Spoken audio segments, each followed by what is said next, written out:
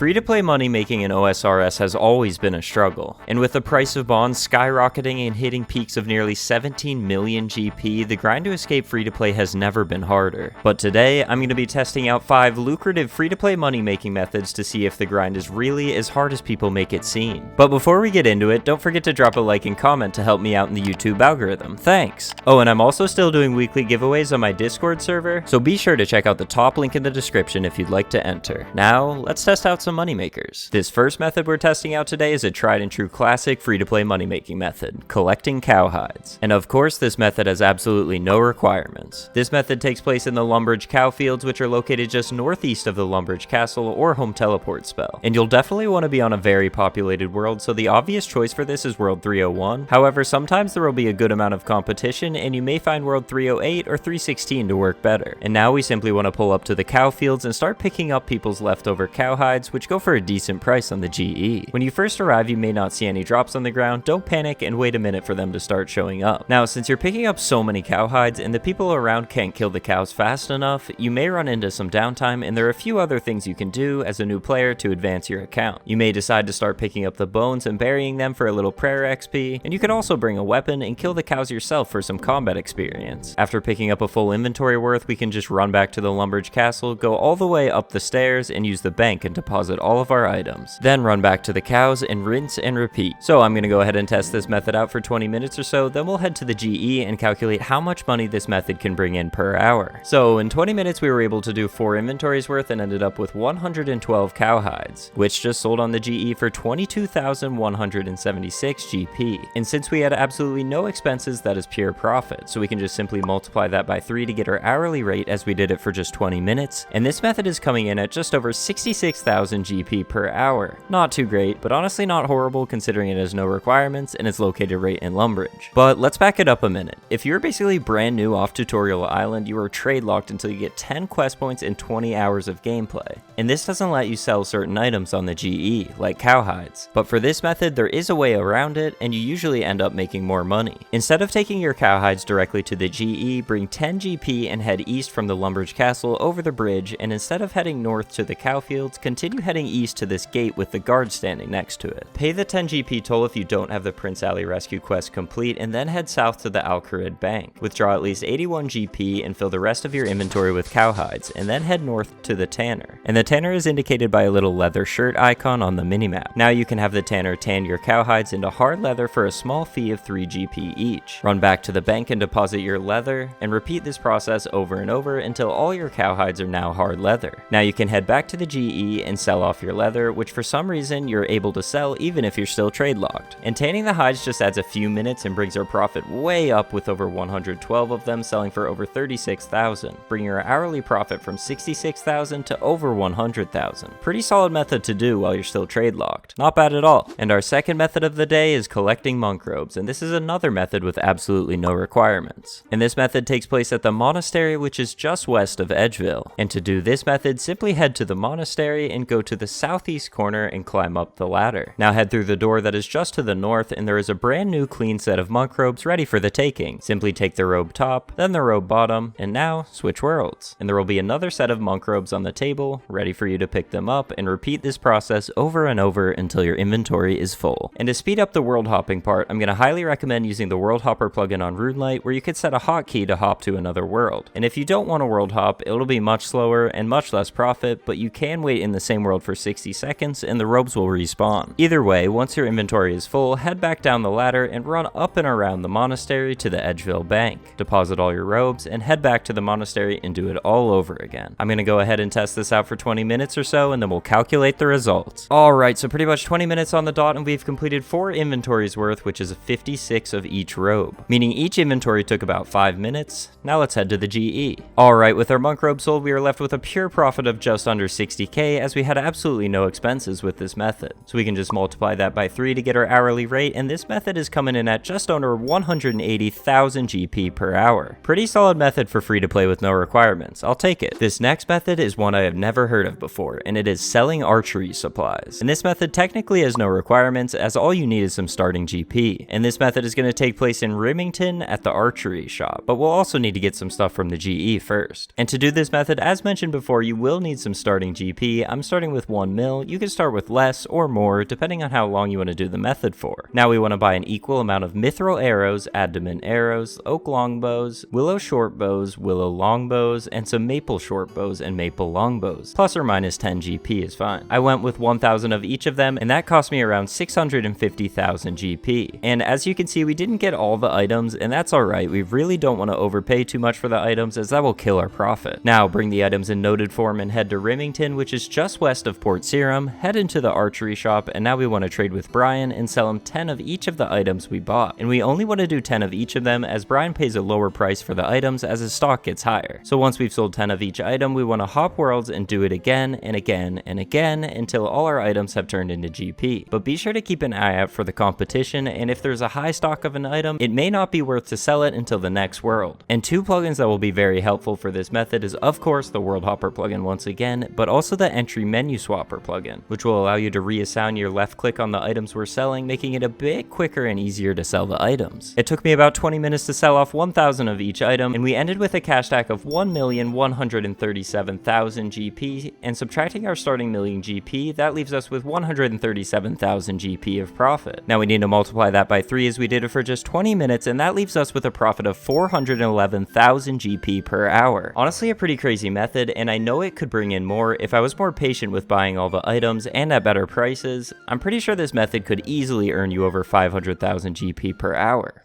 Great method. And our fourth method of the day is none other than buying feather packs. And this is another method that does not really have any requirements, but a little bit of GP is needed to get started. I'll be starting with 150k. And this method is going to take place in Port Serum right at the fishing shop. And all we're going to do is have some GP in our inventory and trade the shopkeeper in the fishing shop and buy 10 packs of feathers. Close out of the shop menu and click on one of the feather packs. Now all the feather packs will automatically be opened, and by the time they are finished opening, the shop is fully restocked and we can buy another 10 and repeat this process over and over. You can also use the Entry Menu Swapper plugin once again to swap your left click on the feather packs to buy 10 if you want to make it just a little bit easier. I really like that you don't have to hop worlds for this method like most methods that involve buying or selling to shops. It's a nice change of pace. And you can also try to trap the shopkeeper in a corner or behind the table so he doesn't move, but I don't find that to be too big of a deal, and I'm gonna go ahead and burn through this 150k and then we'll move forward. Alright, last few feather packs here, and we ended up getting 71,500 feathers with 10 GP and change. So let's go sell them on the GE. Now you want to make sure that you sell them for a minimum of 3 GP each, and if you do more than 3 GP each, it's likely that it'll take a long time to sell or they won't sell at all. So I'd recommend putting them right in at 3 GP, and I know they won't insta sell, but it shouldn't take too long. Alright, so it took 13 minutes and 11 seconds for our feathers to sell off, and we ended up with a cash stack of 214,510 GP. Now we need to subtract our starting 150k, and that leaves us with 64,510 GP of profit. Now we need to multiply that by 4 as we did it for just 15 minutes, and this method is coming in at a nice 258,000 GP per hour. Not bad at all. Solid method for free to play with no requirements. And the final method of the day is Alching Steel Platebodies. And this method does have a requirement of 55 magic for the high alchemy spell. The steel Platebodies we will be alching spawned in the deep wilderness inside of the lava maze. So that's where this method will take place. So to do this method, bring a knife, scimitar, or any other slash weapon, equip a staff of fire, and bring a good amount of nature runes for the high alchemy spell. But remember, we are going into the deep wilderness, so it might be a bad idea to bring your entire bank in nature runes. Also bring a law and 3 air runes for a Varrock teleport for when you return. And if you choose, you can also bring an energy potion or 2, as you will need to run deep into the wildy. Now we will make our way up to the lava maze. It's quite a long walk from Varrock, but we want to head straight up into the wilderness and hop over the ditch above the Grand Exchange and simply head straight north. You will run into the Ferox Enclave, and when you do, head around the west side and continue running straight north until you find some lava.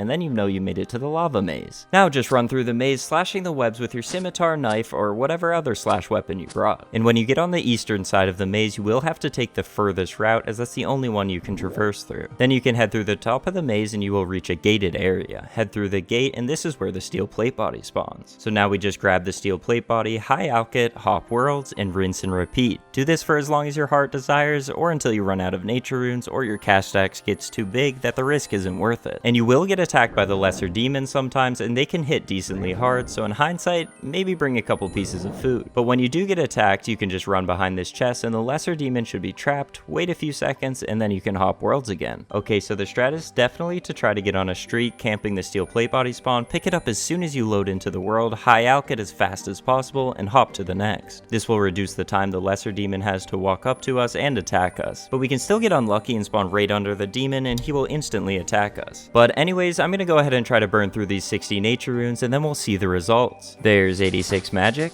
Alright, so it's been just around 15 minutes and I'm dangerously low on health, so I'm gonna protect from melee and get out of here. When you're ready to leave, you will still need to traverse through the maze even if you brought the runes to tele out, as you can only tele out in lower than level 20 wilderness. So make your way back through the maze, run straight south, and tele out when you reach level 20 wilderness. We made it out, 3 nature runes to spare. So we have a cash stack of 68,400 GP, meaning we managed to alch 57 steel Platebodies in 15 minutes. But now we need to subtract our supply cost, which was approximately 6,000 GP, and that leaves us with 62,400 GP of profit. Multiply that by 4 as we did it for just 15 minutes, and that brings this method in at just under 250,000 GP per hour. Not too great considering the high requirement, but this method is nice as it does not depend on the GE, it's pretty Iron Man friendly, and you do have to consider the fact that you do get a little bit of magic XP from the high alchemy spell. Overall, a pretty decent method. And that's gonna do it for today's free-to-play money-making methods. While most of these methods are pretty tedious and grindy, they can definitely earn you some decent cash while you're on that free-to-play grind. But I hope you all enjoyed and learned something new, and if you did, be sure to drop a like, comment, and consider subscribing. That's all for me today, guys. Till next time, peace.